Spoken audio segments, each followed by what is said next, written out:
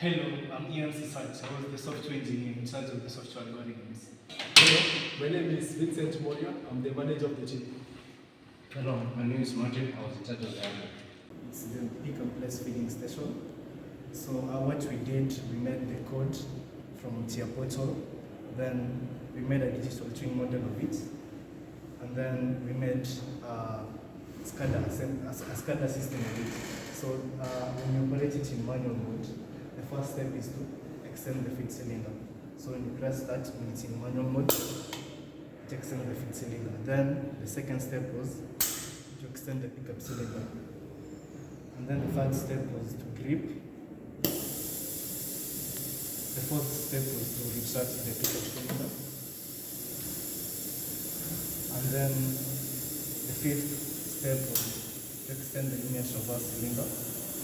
And then the next step was to retract the pickup cylinder for the second time. And then the next one was to release the vacuum which holds the workpiece. Then the next step is to retract the pickup cylinder, then retract the linear traverse cylinder. So this is our Amatrol station SCADA system, as you can see. It has the SCADA model for station 1, station 2, station 6, and station 7. So I'll explain for station 1. When you press the start button, there is a body present in the feeder magazine. In the magazine, that is the feed cylinder extends, and just basically the steps that were there in the physical model. And then it tracks.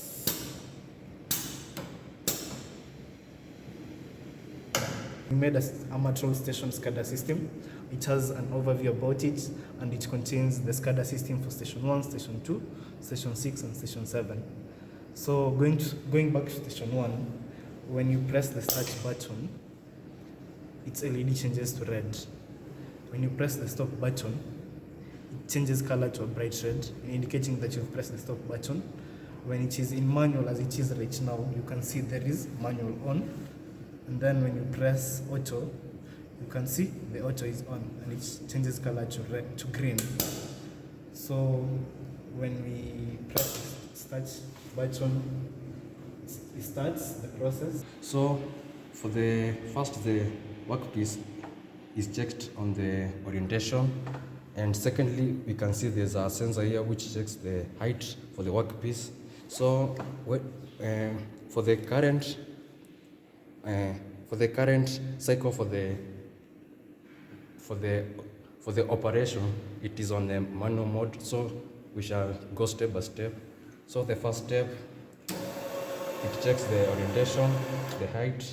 Then after the carriage reaching at the end point, depending on the orientation and the height of the workpiece, either the workpiece can be transferred to the next station or rejected. So depending on this workpiece, it is on the correct orientation and good height, so the workpiece goes to the next station. So after everything, the carriage moves back to the start position.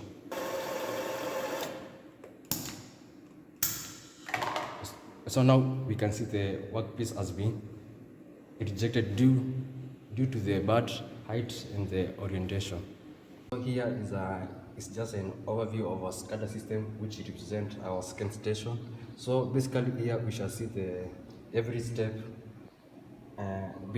being executed.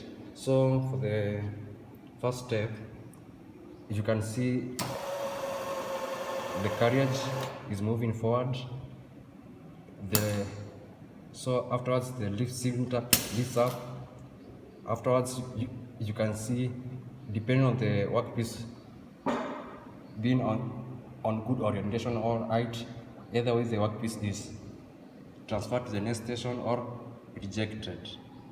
So for station 3, unlike the normal digital tuning, the way we do by coupling the tags for Siemens NX with PLC, we use the power of AI to read whatever is happening in the station, and with that you are able to determine the exact position of the workpiece, and with that we can be able to control the NX.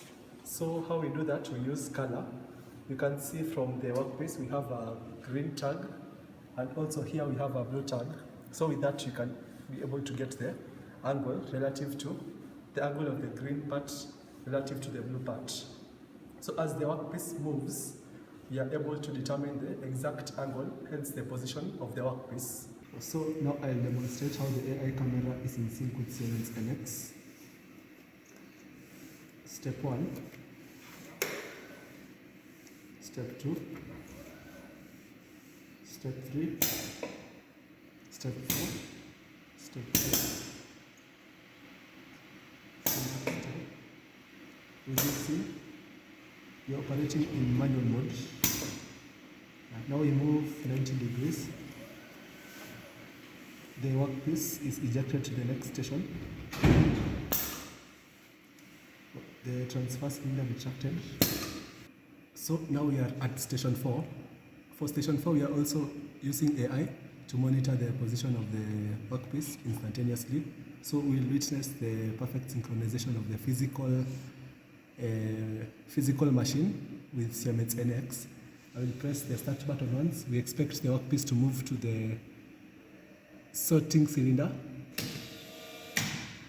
Yeah, we have them both there. When I press once again, yeah, once again, retraction of both cylinders. Once again, both conveyors move. Okay. I press one more time. Now we will witness the functionality of the acrylic from both the AI camera and the physical and the Siemens NX. Still in manual mode, the first step, the second step,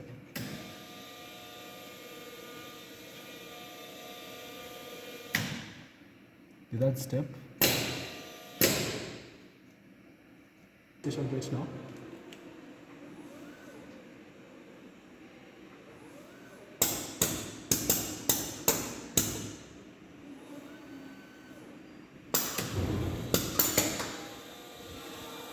Okay, we missed that, but it's there. Station 6 is the talking assembly, the talking station that is. So the first step, we push forward the clamp and then clamp the workpiece. The second step, we engage the screw motor, which will screw the bolt into the screw assembly. The next step is to disengage the screw motor. The next step is to return the clamp back to its original position. And then the next step is to move the carriage forward. Workpiece is first picked. Then the traverse, it extends to the first stoppage and it drops the workpiece at the first part.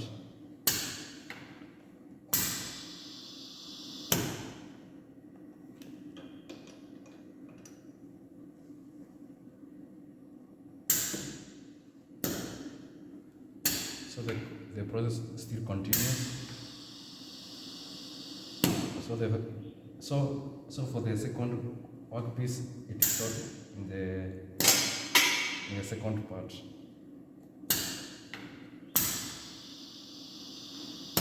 And after that, the traverse returns to its original place. It picks the next workpiece.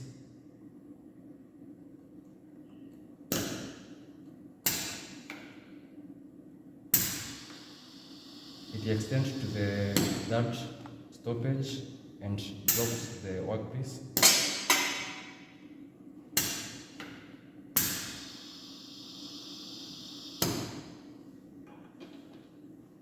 Then for the last workpiece, it picks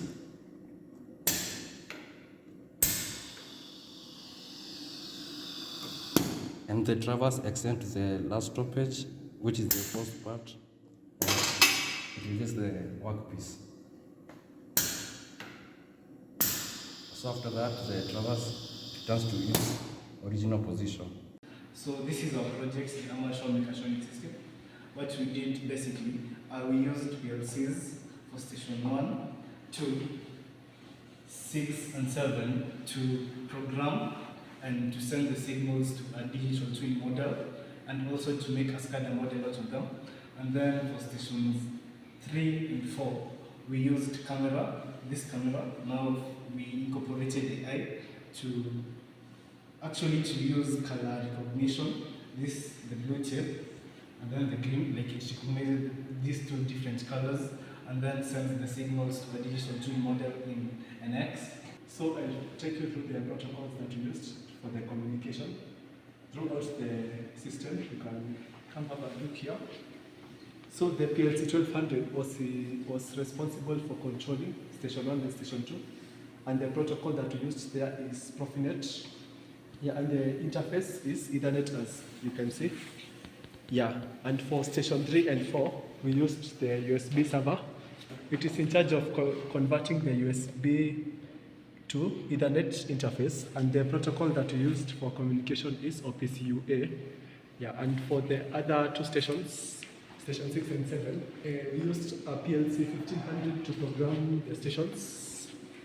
There is the PLC 1500, yeah, and the cable. Here, the Ethernet cable is connected all the way from the previous PLCs, from the scanners there. Yeah, and the protocol which we used is Profinet for the communication.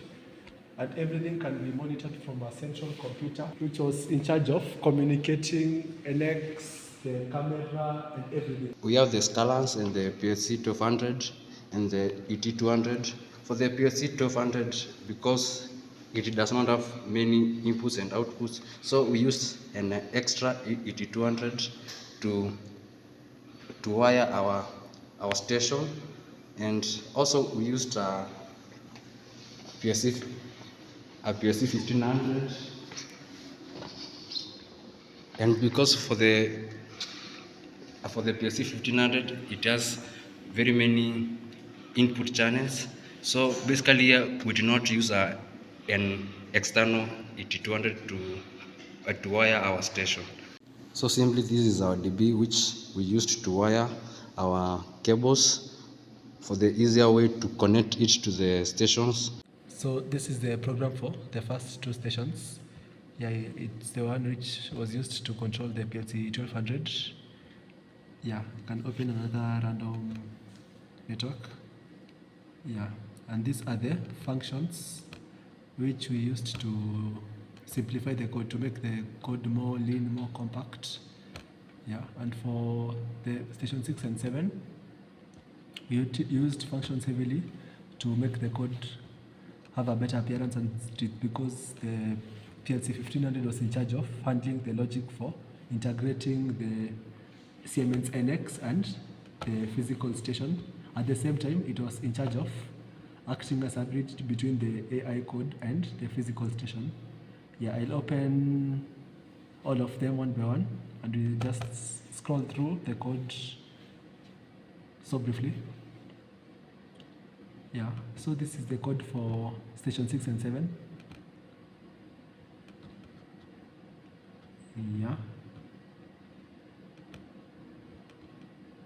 The program for AI and the logic behind everything is contained in this function block. And finally, NX logic is contained here.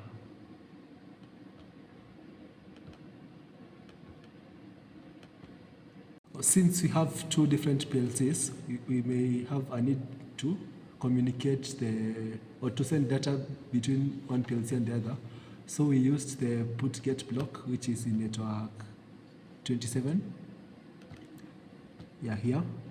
So here you can see that we have 3 memory tags that we are writing to the other PLC, and we came up with a logic for frequency for data acquisition and inserting data in the other PLC at a period of 50 milliseconds.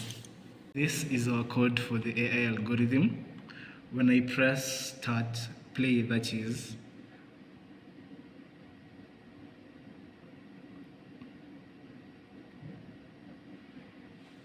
from the feed, you will be prompted to select a region of interest. Now I'll select a region of interest by left clicking and then releasing, as I'm doing at the moment.